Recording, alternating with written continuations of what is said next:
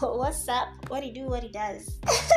What does that greeting even mean anyway? It just felt right to say in the moment. So, good evening, good afternoon, good morning, whatever time of the day it is that you're listening to this. My name is Yvette Wanzu, and welcome back to Walking with Wanzu. How have you been? How has life been treating you? And if you're in Nairobi, has Nairobi just been doing what it does best? Just out here calling you in the streets to whoop your ass? Hey!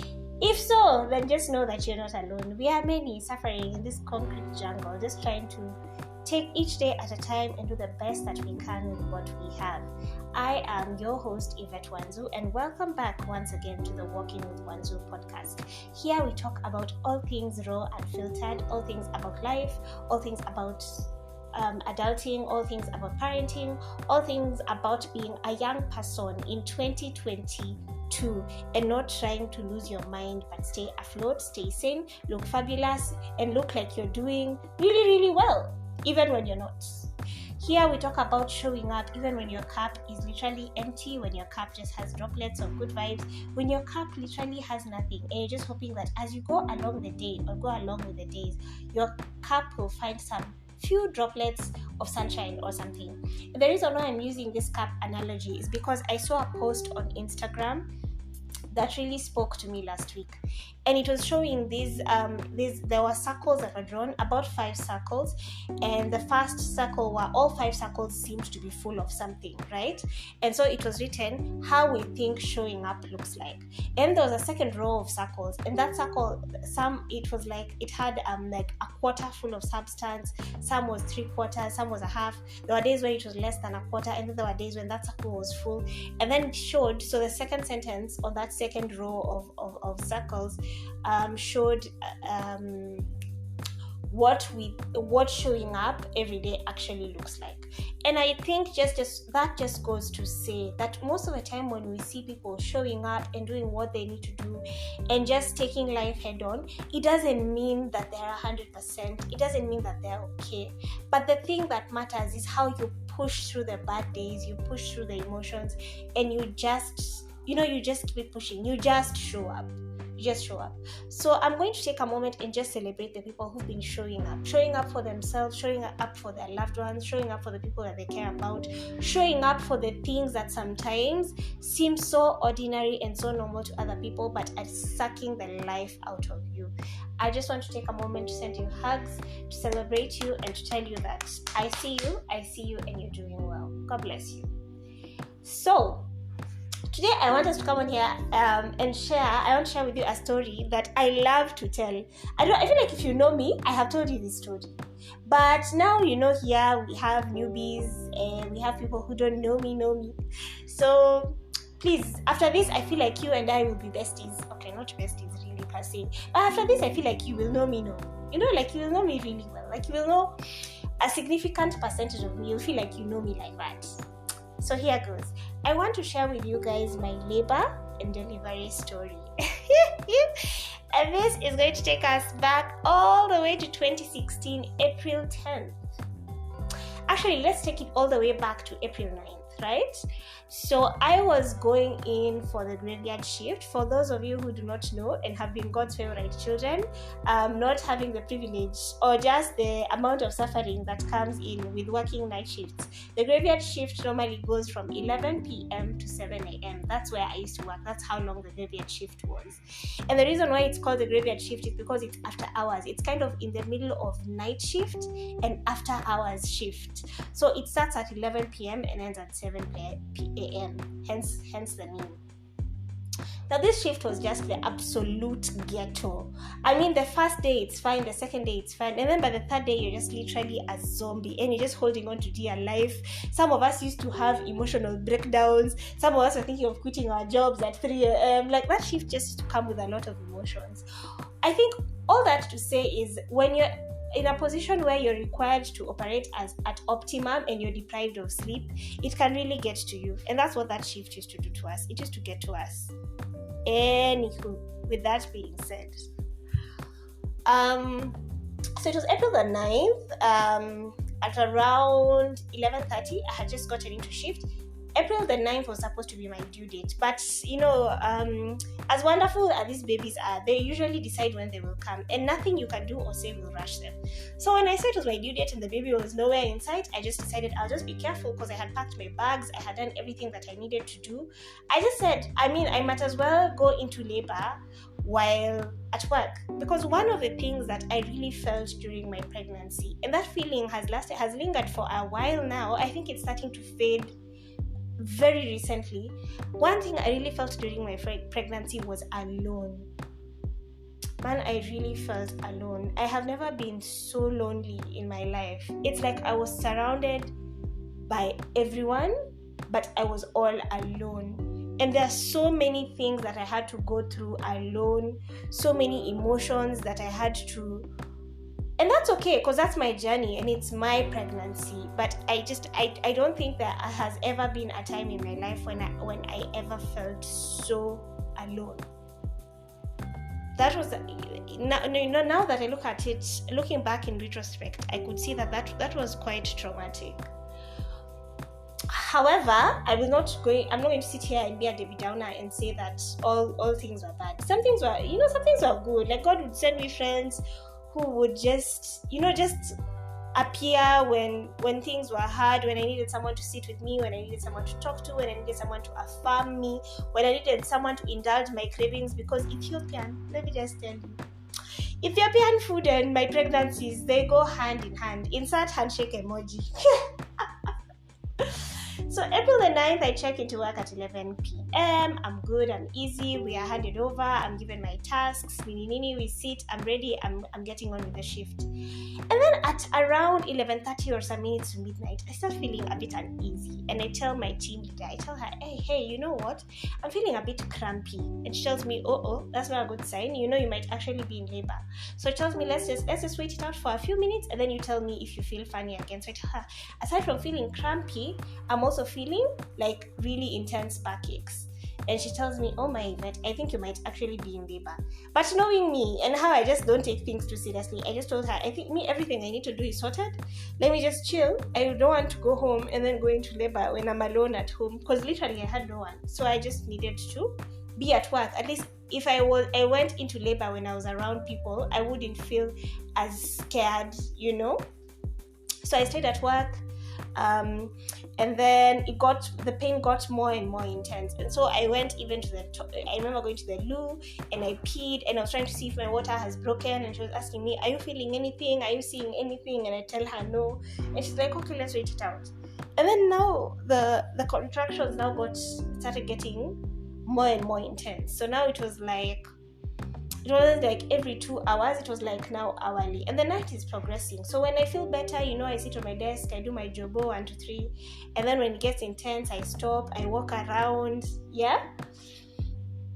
So by 5 a.m. we had already established that I'm in full-blown labor, but we just needed to go to hospital first and confirm. And so my friend keeps insisting, who is also my team leader, Yvette, you're in labor. But who is Yvette in denial? Me.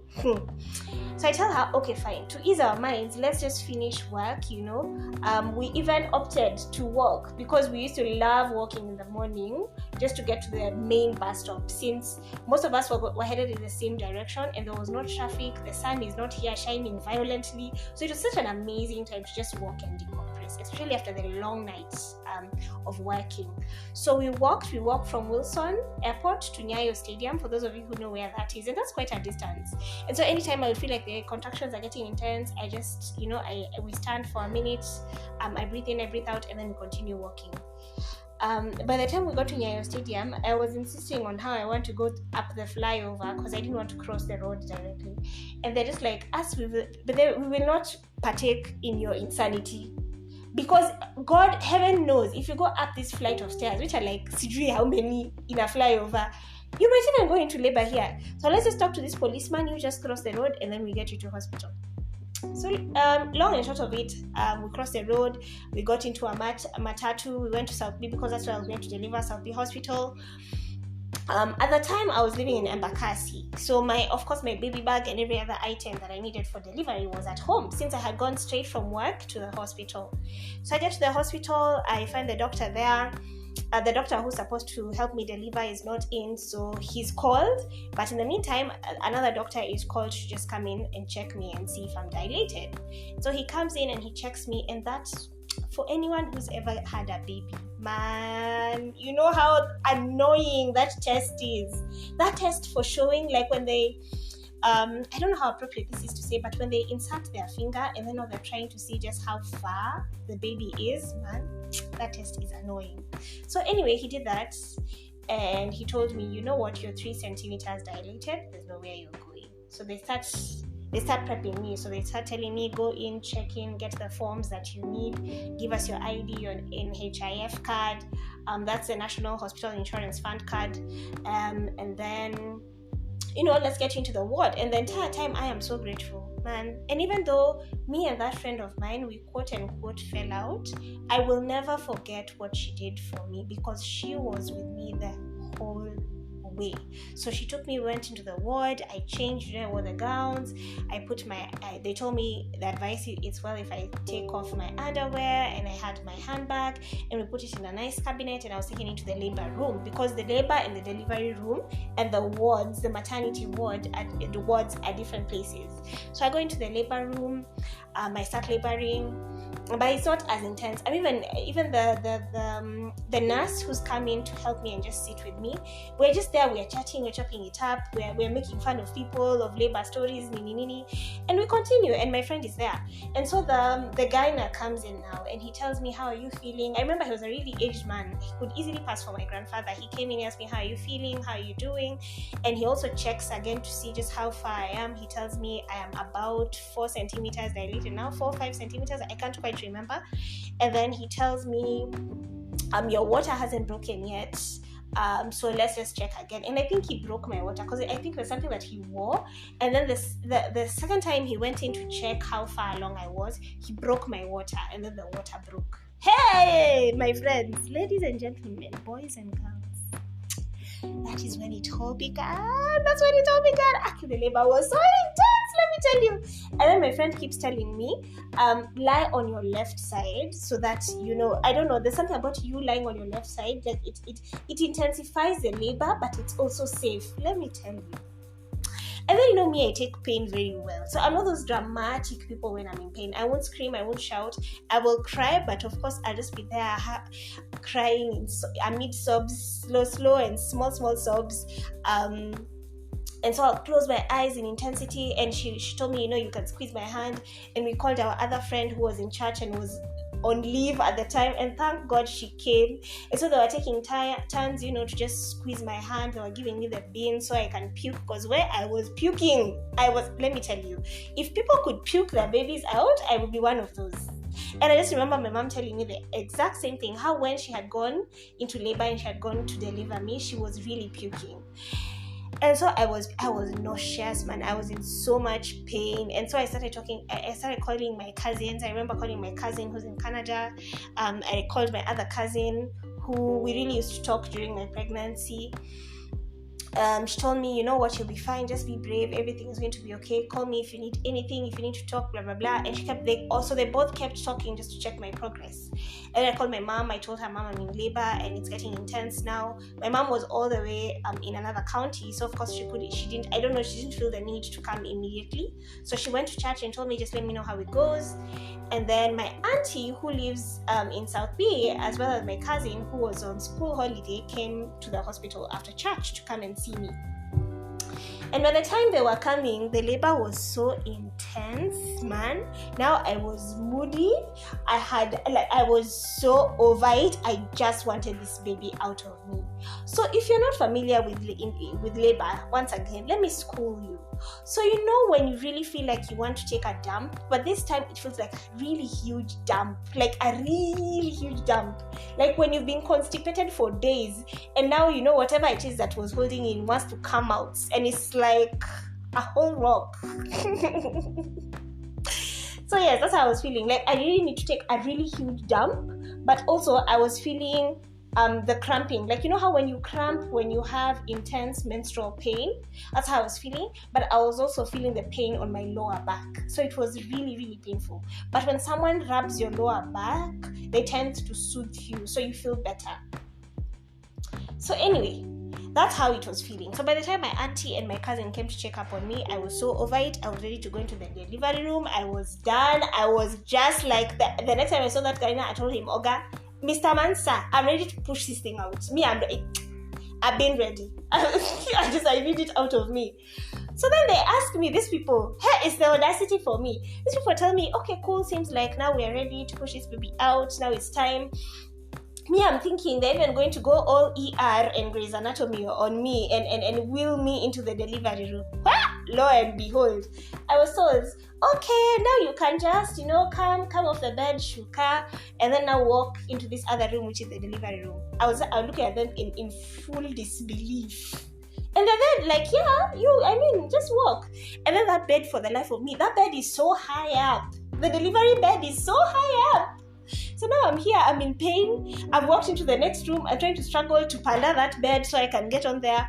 And I get on there and I just want to push it out. And so just then my ex comes in and he's asked, who are you? He says who he is. And then he comes in and he's telling me, okay, cool, you know what? You can hold my hand as you push. And I'm holding his hand, but I'm not pushing with the intensity that is needed, And so this woman, who's also the pediatrician, walks in and tells me, Yvette, I'm going to need you to push long and hard.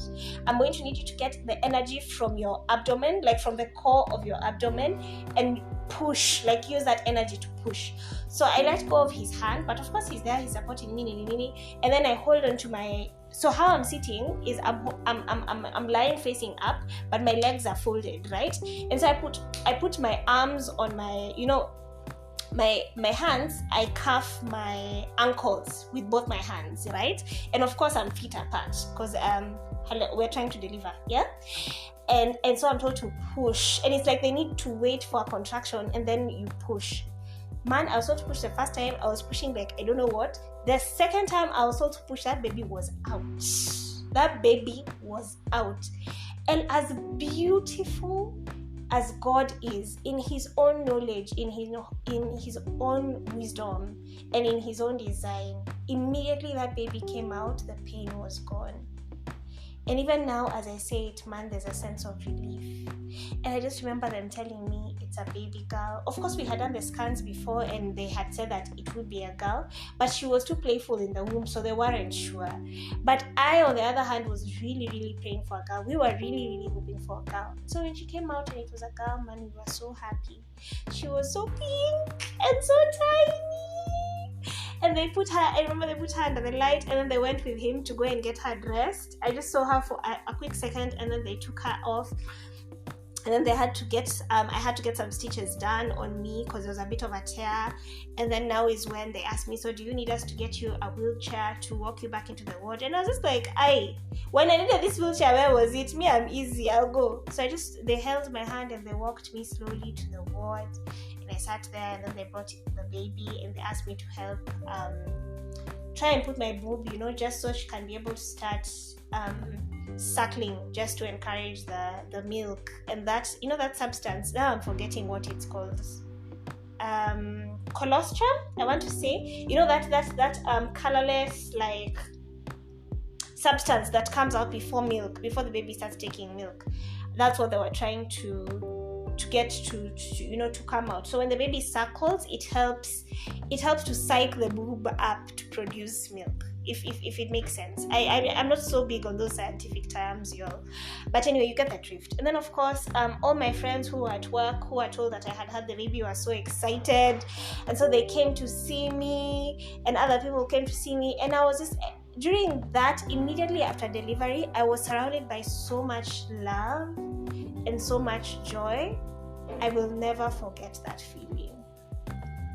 And if any one of you ever watches this, or listens to this podcast, I just want to tell you, truly from the bottom of my heart, thank you for coming to see me.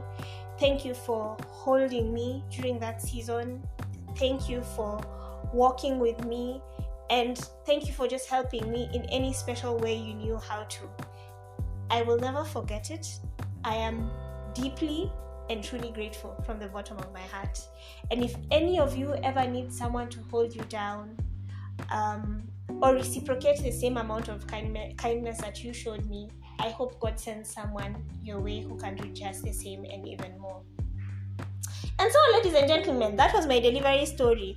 I ended up staying in hospital for 4 more days because my baby had jaundice, but she was fine. After some medication, Nini putting her out in the sun, we were good and ready to go home. I have had many delivery stories, and I know that mine was one of the good ones. And I just thank God because it was easy, it was pain. Was I just about to say it was painless? Allah, it was not. It was very painful. It is a good reminder why I should not have any more babies. Thank you.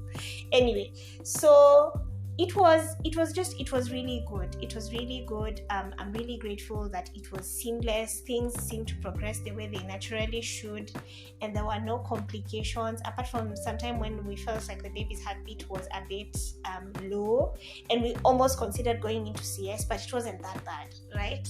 And I, for one, did not want to go the CS route. I really wanted to have a vaginal birth.